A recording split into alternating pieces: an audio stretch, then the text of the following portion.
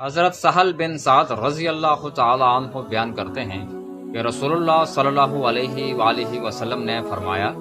دو دعائیں رد نہیں کی جاتی، اذان کے وقت کی جانے والی دعا اور گمسان کی لڑائی کے وقت کی جانے والی دعا، اور ایک روایت میں ہے کہ بارش کے وقت کی جانے والی دعا۔ حضرت ابو ہریرہ رضی اللہ تعالی عنہ بیان کرتے ہیں،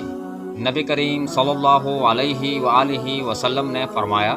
جب نماز کے لیے اقامت کہہ دی جائے تو پھر نماز کی طرف دوڑتے ہوئے مت آؤ، بلکہ اطمینان و سکون اور وقار کے ساتھ آؤ۔ بس تم جو پالو پڑھ لو، اور جو تم سے رہ جائے اسے پورا کر لو۔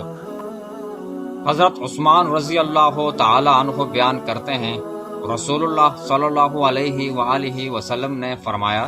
جو شخص اللہ کی رضا کی خاطر مسجد بناتا ہے تو اللہ اس کے لیے جنت میں گھر بناتا ہے۔ حضرت ابو ہریرہ رضی اللہ تعالی عنہ بیان کرتے ہیں،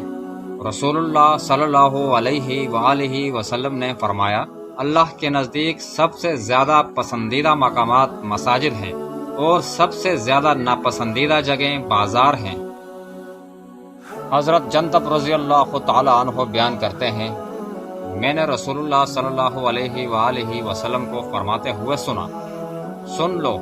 تم سے پہلے لوگ اپنے انبیاء علیہ السلام اور اپنے صالح افراد کی قبروں کو سجدہ گاہ بنا لیا کرتے تھے،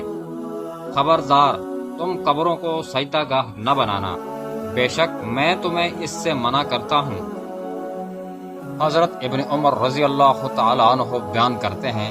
رسول اللہ صلی اللہ علیہ وآلہ وسلم نے فرمایا، اپنی نفل نماز اپنے گھروں میں پڑھا کرو، انہیں قبرستان نہ بناؤ۔ حضرت ابو ہریرہ رضی اللہ تعالی عنہ بیان کرتے ہیں، رسول اللہ صلی اللہ علیہ وآلہ وسلم نے فرمایا، قبلہ مشرق و مغرب کے مابین ہے،